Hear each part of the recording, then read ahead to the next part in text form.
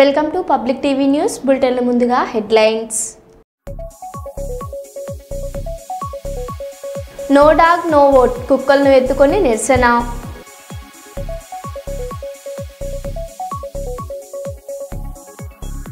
హైదరాబాద్లో సర్దార్ సార్వాయి పాపన్న గౌడ్ విగ్రహ ప్రతిష్టాపనకు భూమి పూజ చేయనున్న ముఖ్యమంత్రి రేవంత్ రెడ్డి.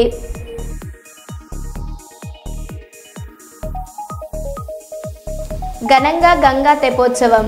ఖైరతాబాద్ నుండి ట్యాంక్ బండ్ ఏడుగుడుల వరకు శోభయాత్ర.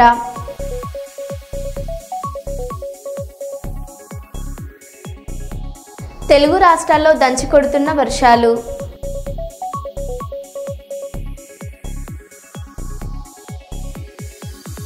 ఏడుపాయల్లో మంజీరా ఉగ్రరూపం.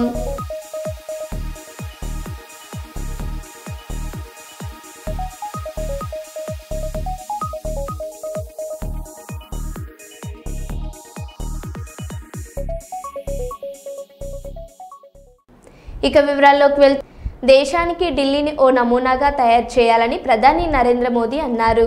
ఆదివారం దేశ రాజధానిలో సుమారు 11,000 కోట్లతో నిర్మించిన 2 ప్రధాన హైవే ప్రాజెక్టులను ప్రారంభించారు. ఆయన ఈ సందర్భంగా మాట్లాడారు.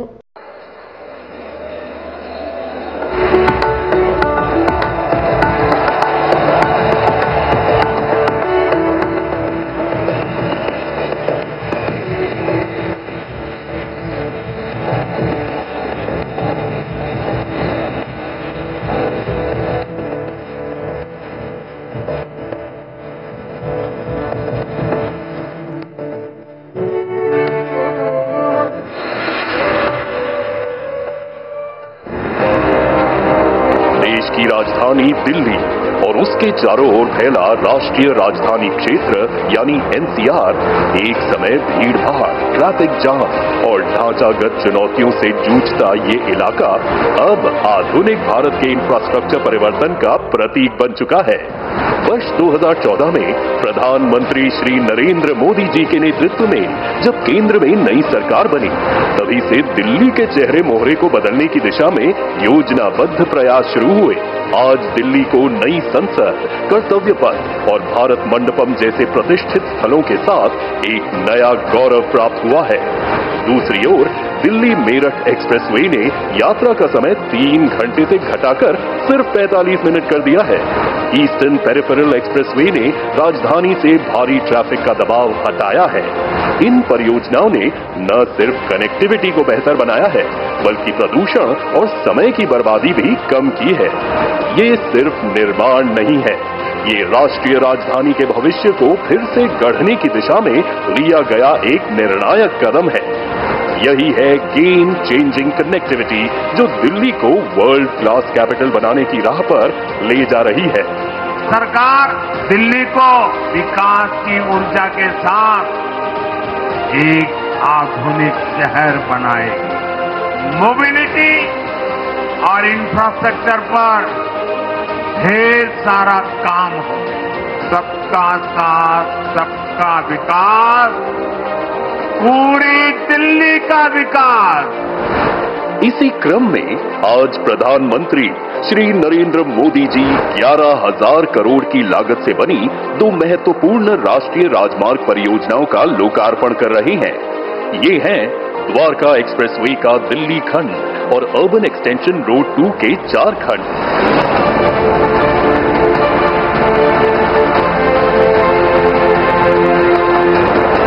इनका सामान्य मार्ग बना है। एयरपोर्ट के नीचे 4 लेन की टनल भी बनाई गई है।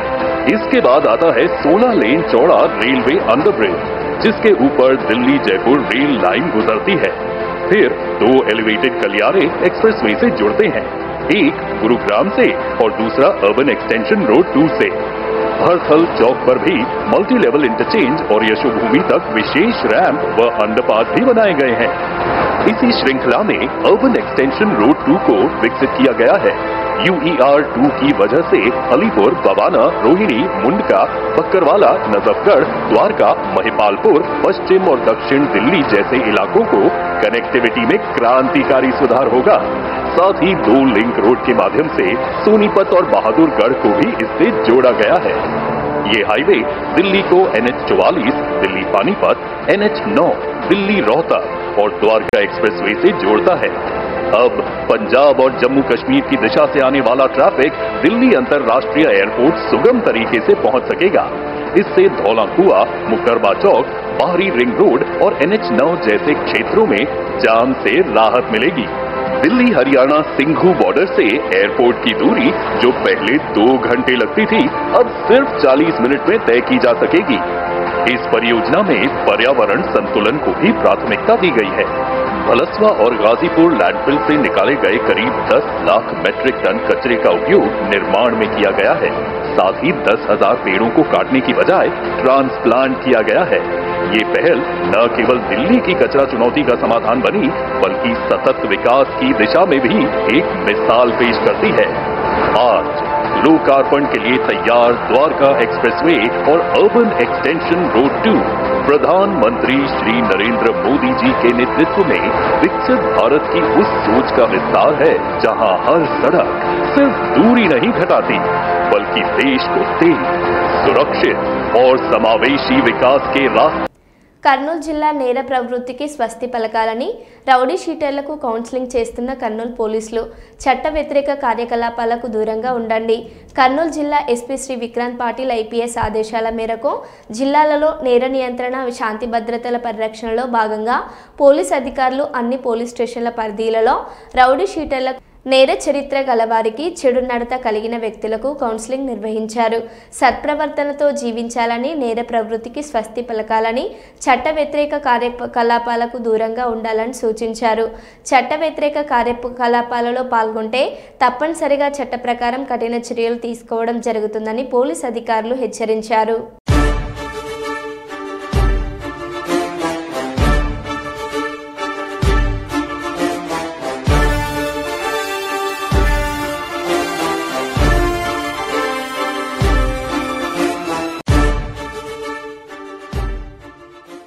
నాకు ప్రాణరక్షణ కల్పించండి మహాప్రభు అని వేడుకుంటున్న రిటైర్డ్ ఎస్ఐ కోటి నాగరాజు, కైకలూరు, ఏలూరు జిల్లా. నమస్కారం అండి. నా పేరు కోటి వీర నాగరాజు, కైకలూరు. నేను రిటైర్డ్ సబ్ ఇన్స్పెక్టరు. నా ఏజ్ 65 సంవత్సరాలు. ఈరోజు కైకలూరులో గంగానమ్మ గుడి ఈరోజు సంబరాలు జరుగుతూ ఉంటే దాన్ని ఆనుకున్న ఉన్నటువంటి కాంపౌండ్ హౌస్ మాది. మా హౌస్లోకి ఒక వ్యక్తి జయప్రకాష్ అన్నమాట, వాళ్ళ తండ్రి పేరు రఘు అనే వ్యక్తి మా దొడ్లో దారికి అడ్డంగా వెహికల్ పెడితే ఆ బండి పక్క తీయమంటే ఫుల్గా తాగేసి నా మీద గొడవకు వచ్చి నన్ను కొట్టపోతాకుంటే అక్కడ ఉన్న బందోబస్తు స్టాఫ్ వాళ్ళని బయటికి పంపించేశారు. దాన్ని దృష్టిలో పెట్టుకుని నన్ను చంపటానికి ప్రయత్నం చేస్తాను. నేను హైదరాబాద్ వెళ్ళాలి అర్జెంట్ పని మీద అని వాళ్ళకి ఆ విషయం తెలిసి ప్రతి రోడ్లో కూడా మోటార్ సైకిల్ వేసుకుని నన్ను చంపటానికి ప్రయత్నాలు చేస్తున్నారని నాకు న్యూస్ తెలిసింది. దీని మీద ప్రభుత్వం వారు తగు చర్య తీసుకోవాల్సిందిగా కోరుతున్నారు. నమస్కారం. నెక్స్ట్ జెన్ జీఎస్టీతో సిద్ధమయ్యాం. వచ్చే దీపావళికి ఈ సంస్కరణలు రెట్టింపు బోనస్ను ఇస్తాయని ప్రధాని మోదీ అన్నారు. 2047 నాటికి జీఎస్టీలో ఒకే స్లాబ్ జీఎస్టీ సంస్కరణలకు స్పందించిన ముసాయిదాను రాష్ట్రాలకు కేంద్రం పంపించింది. వీటికి అన్ని రాష్ట్రాలు సహకరిస్తాయని ఆశిస్తున్నాం.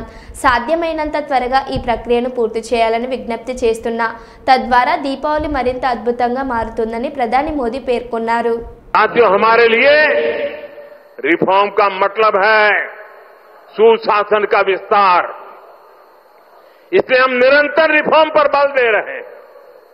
आने वाले समय में हम अनेक बड़े बड़े रिफॉर्म्स करने वाले हैं ताकि जीवन भी और बिजनेस भी सब कुछ और आसान हो. साथियों, इसी कड़ी में अब जीएसटी में नेक्स्ट जनरेशन रिफॉर्म होने जा रहा है. इस दिवाली जीएसटी रिफॉर्म से डबल बोनस देशवासियों को मिलने वाला है.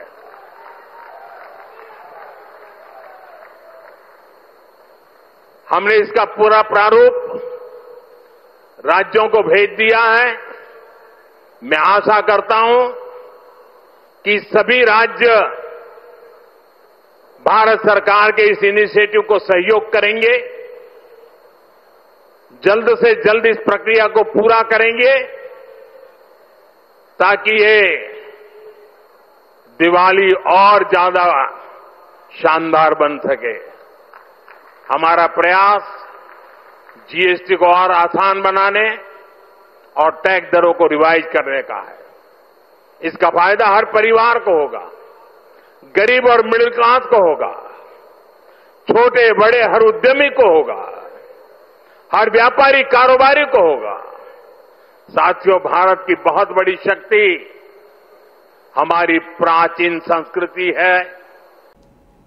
Kurnool Andhra Pradesh union of working journalist 69వ వార్షికోత్సవాన్ని పురస్కరించుకొని కర్నూలు నగరంలోని వెంకటరమణ కాలనీలో ఉన్న కీర్తన అనాథాశ్రమంలో ఘనంగా నిర్వహించడం జరిగింది। ఈ కార్యక్రమంలో Kurnool MP Bastipati Nagaraju, Panyam MLA Gowru Charitha Reddy, collector Ranjith Basha ముఖ్య అతిథులుగా పాల్గొన్నారు। ముందుగా ఏపీడబ్ల్యూజే పథకాన్ని సీనియర్ జర్నలిస్ట్ ఎన్వి సుబ్బయ్య ఎగురవేశారు। అనంతరం జర్నలిస్టులతో సభ జరిగింది। ఈ సభలో పాల్గొన్న అతిథులు జర్నలిస్టుల సమస్యల పరిష్కారానికి కృషి చేస్తామని చెప్పారు। ప్రధానంగా జగన్నాథ గట్టు జర్నలిస్టుల స్థలాల అభివృద్ధికి చర్యలు తీసుకుంటామని హామీ ఇచ్చారు।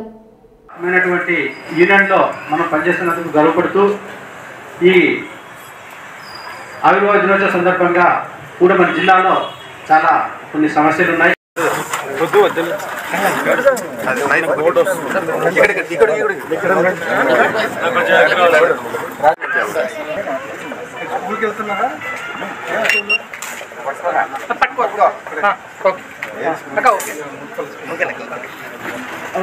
అన్నదాన కార్యక్రమాన్ని మీ చేతులతో అమూల్యమైన హస్తాలతో ప్రారంభించాలని మరొకసారి కోరుకుంటున్నాం। కొంచెం వెనక్కి ప్లీజ్। ముందుకు రా।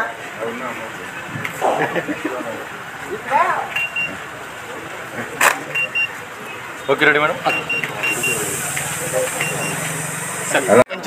20 సంవత్సరాలు చూస్తున్నావు, 2002 నుంచి చూస్తున్నావు, 20 సంవత్సరాలు అయితే నాకు చదవలేదు కదా। చేపెట్టదు 65,000 జీతం తీసుకున్న మనిషి ఆంధ్రజ్యోతి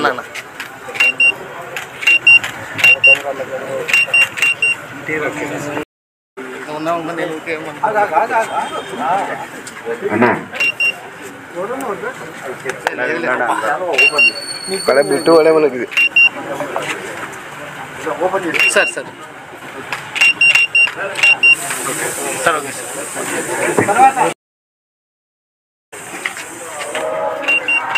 ఎన్టీ చంద్రశేఖర్ అన్న కూడా రాలేదు ఈరోజు కొన్ని సమస్య।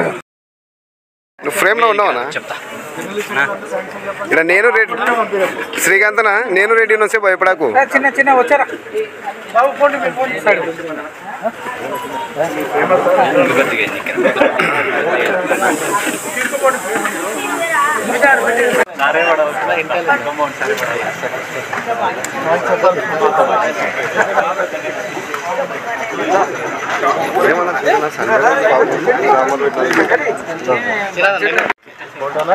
వీడియోనా?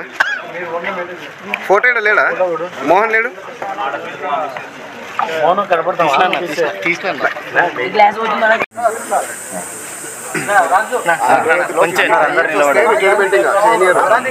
పనిచేసాక సూర్యలో చేస్తున్నాడు ఎన్నికలు ఫస్ట్ కెమెరా మన ఆయన్నే ఆంధ్రజ్యోతికి సార్। Ready sir?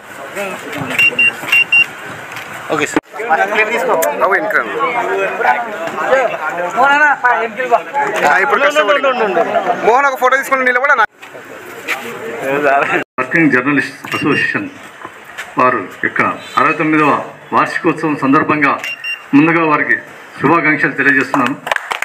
అలాగే ఈ కార్యక్రమానికి ముఖ్య అతిథిగా మా సహచర ఎమ్మెల్యే అయినటువంటి గౌరు చరితక్క గారికి, కలెక్టర్ రంజిత్ బాషా గారికి, అలాగే కొండప్పన్న గారికి, వేదిక మీద ఆశించిన ప్రతి ఒక్కరికి, మరి వేదిక ముందుగా ఉన్నటువంటి జర్నలిస్టులకు ప్రతి ఒక్కరికి, ఎంపీ గారు నాగరాజు గారికి, అలాగే ఆనరబుల్ ఎమ్మెల్యే పాణ్యం చరితారెడ్డి గారికి, కొండప్ప గారు, ఇతర district AP YouTube president, secretaries, ఇతర సభ్యులందరికీ, విచ్చేసిన ప్రెస్ అండ్ మీడియా అందరికీ, పిల్లలందరికీ కూడా నా హృదయపూర్వక నమస్కారాలు।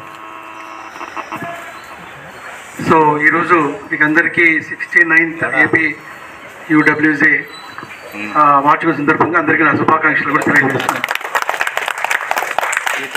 సో ఒకసారి మనం చూస్తే ఇప్పుడే చెప్పారు 69th అంటే 69 సంవత్సరాల నుంచి ఉన్నటువంటి అసోసియేషన్ యూనియన్ అంటే యూ కెన్ ఇమాజిన్ ఎంత ఈ సమాజ అభివృద్ధికి ఈ అసోసియేషన్ తరఫున ఎన్ని కార్యక్రమాలు కానీ ఎంత విధంగా కృషి జరిగి ఉంటుందో డెఫినెట్గా మనందరం ఒకసారి ఊహించుకోవచ్చు. 55 సంవత్సరాలు ఒక సంస్థ ఉంది అంటే డెఫినెట్గా చరిత్రలో ఒక భాగం అంటే ఇప్పుడే ఎమ్మెల్యే పార్యం చెప్పినట్టుగా డెఫినెట్గా ప్రజలకి అండ్ దెన్ రావాలని కోరుకుంటూ ఇంత మంచి కార్యక్రమానికి ఏర్పాటు చేసినటువంటి అందరినీ కూడా మరొకసారి అభినందిస్తున్నాను. నెల్లూరు జిల్లా సెంట్రల్ జైల్లో శిక్ష అనుభవిస్తున్న శ్రీకాంత్ అనారోగ్యం పేరుతో ప్రభుత్వ ఆసుపత్రికి వచ్చిన సమయంలో మహిళతో రాసలీలలు. ఆసుపత్రి బెడ్ పైనే రెచ్చిపోయిన రౌడీ షీటర్ శ్రీకాంత్. వీడియోలు బయటకు రావడంతో పోలీసులపై తీవ్ర విమర్శలు. రౌడీ షీటర్కు పోలీసులే సహకరించారని ఆరోపణలు.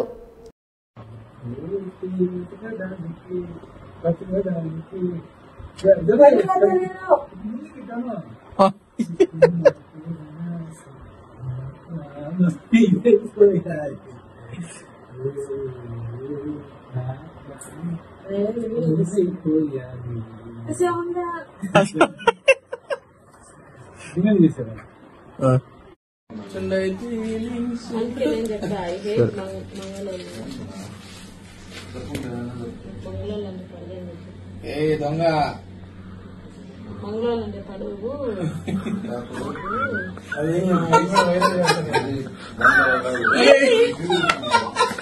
వస్తున్నాయి ఫీలింగ్స్. ఒక్కసారి డైలాగ్ అనక feelings go to out side సరే. అయ్యో అగా 5 మంది ఉన్నాం ఒక మరీ ఎవరు లేనప్పుడు అని చెప్పి పుష్ప అంటే ఫ్లవర్ అనుకుంటే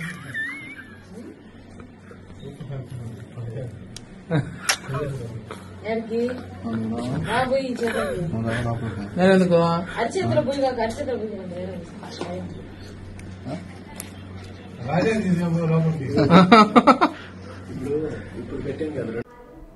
హైదరాబాద్లో సర్దార్ సర్వాయి పాపన్న గౌడ్ విగ్రహ ప్రతిష్టాపనకు భూమి పూజ చేయనున్న ముఖ్యమంత్రి రేవంత్ రెడ్డి.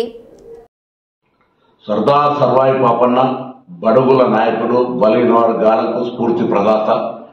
అతని జయంతి సందర్భంగా తెలంగాణ రాష్ట్ర ప్రభుత్వం పక్షాన బహుజనుల ఆకాంక్ష మేరకు గౌరవ ముఖ్యమంత్రి రేవంత్ రెడ్డి గారు, ఉప ముఖ్యమంత్రి బట్టి విక్రమార్క గారు, పిసిసి అధ్యక్షుడు మహేష్ కుమార్ గౌడ్ గారు, గౌరవ మంత్రులు, శాసనసభ్యులు, గౌడ బలహీన వర్గాలకు సంబంధించినటువంటి అనేక మంది పెద్దలు అమరవీరుల స్తూపం పక్కన ఈ విగ్రహానికి భూమి పూజ చేసి 11 గంటలకు రవీంద్ర భారతిలో జరిగే జయంతి ఉత్సవాల్లో పాల్గొంటారు.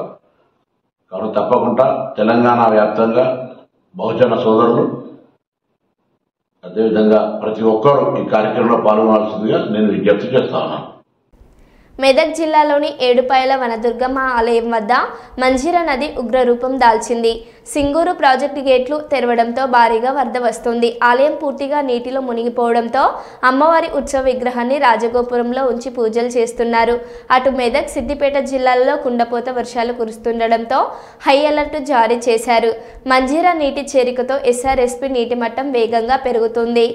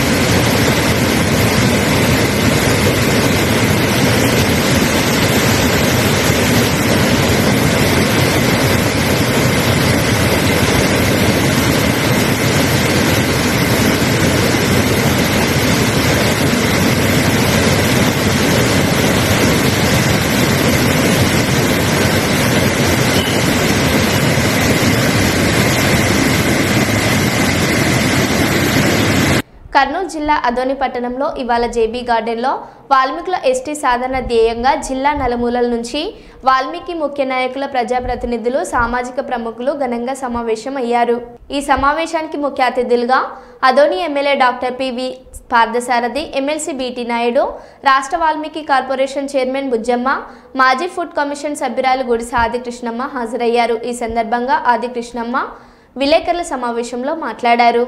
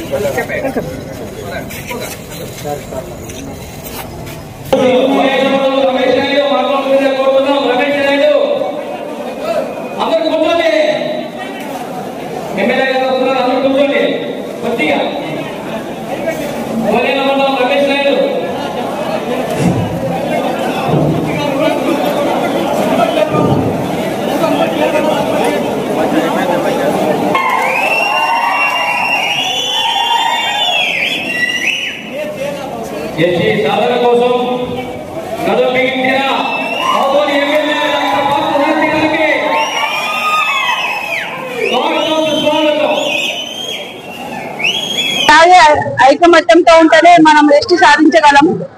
మనం అందరూ ఐకమత్యంగా ఉండాలి.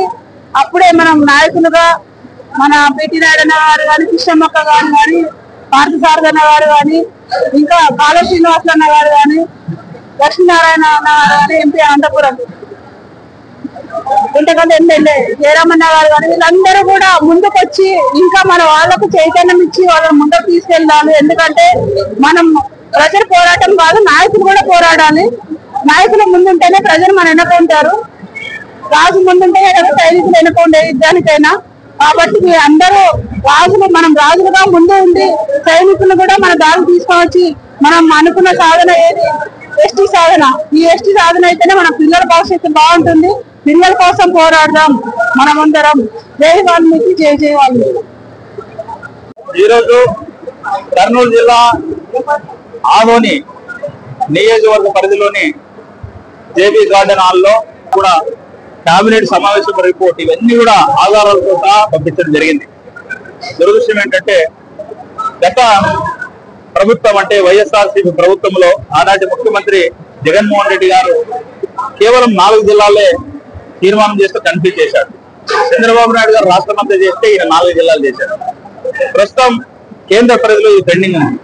మరి దీనికి సంబంధించి హాజరైనటువంటి నాయకులందరూ కూడా, అత్యున్నత మహారథులందరూ కూడా ఏకగ్రీవంగా తీర్మానం చేసింది ఏంటంటే కేంద్ర ప్రభుత్వానికి అందరూ కలిసి ఎక్కడైతే పెండింగ్ ఉందో ఆ అంశాన్ని వెంటనే టేకప్ చేసి, ఇదేదో కొత్త సమస్య కాదు, ఆల్రెడీ ఎస్టీ ఉండింది. 1956లో ఆనాటి ముఖ్యమంత్రి సంజీవ్ రెడ్డి గారు చేసినటువంటి అన్యాయాన్ని కాంగ్రెస్ ప్రభుత్వం అన్యాయం చేసింది, నేషనల్ పార్టీ అన్యాయం చేసింది. ఇక్కడ ఉన్నటువంటి నేషనల్ పార్టీ ప్రధాని గారు రాముడు దేవుడని చెప్పినటువంటి వాల్మీకి మహర్షి యొక్క వారసులు ఈరోజు అన్ని రకాల ఇబ్బందులు ఉన్నాయి. విద్య లేదు, ఉపాధి లేదు, ఉద్యోగం లేదు, అడుగు తినే పరిస్థితి ఉంది. ఎందుకంటే ఇక్కడ జరిగినటువంటి సమావేశం ఎందుకు జరిగింది అనేది ఇక్కడ వచ్చినటువంటి ప్రతినిధులు అక్కడికి వెళ్లి గ్రామంలోనూ అందరికి చెప్పాలనే ఉద్దేశంతోన తీసుకురావడం జరిగింది. ఎందుకంటే ఆదంలోనే మేము ఇంతమందిని కలపొచ్చు, కానీ అది మా ఉద్దేశం, ముఖ్య ఉద్దేశం కాదు. అందరు రావాలి, అందరూ తెలుసుకోవాలి, ఇక్కడ ముఖ్య నాయకులు మాట్లాడే విషయాలని చెప్పాం. ఇప్పుడే మన బీటీ నాయుడు గారు చెప్పారు. ఎందుకంటే చంద్రబాబు నాయుడు గారు 2017లోన అందరి పోరాట ఫలితంగా ఆ రోజు అసెంబ్లీలోన బిల్ చేసి పాస్ చేసి కేంద్రానికి పంపించారు. ఇప్పుడు కేంద్రంలో ఉంది, పెండింగ్ లో ఉంది. ఇక్కడ డాక్టర్ పార్థసారథి గారు బీజేపీ ఎమ్మెల్యే కాబట్టి ఇక్కడ గట్టిగా ఒత్తిడి తీసుకురావాలనే ఉద్దేశంతోన ఆదోని, అదేవిధంగా మిగతా నియోజకవర్గాలకు చాలా దగ్గర అవుతుంది అని చెప్పి ఇక్కడ పెట్టడం జరిగింది. భవిష్యత్తులో కూడా లక్షలాది మందితో ఒక పెద్ద బహిరంగ సభ ఏర్పాటు చేయాలని చెప్పి పెద్దవాళ్ళు అందరూ కూడా నిర్ణయించడం జరిగింది. కాబట్టి ఈ వాల్మీకి సమావేశాన్ని, రౌండ్ టేబుల్ సమావేశాన్ని ఎంత పెద్ద ఎత్తున దిగ్విజయం చేసిన ప్రతి ఒక్క వాల్మీకి సోదరునికి నేను ధన్యవాదాలు తెలియజేసుకుంటున్నాను. భవిష్యత్తులో రాబోయే తరంలో ఇంకా పెద్ద ఎత్తున ఉద్యమాలు చేసి ఎస్టీ సాధనే లక్ష్యంగా మరో బులెటిన్లో మళ్ళీ కలుద్దాం. Stay tune.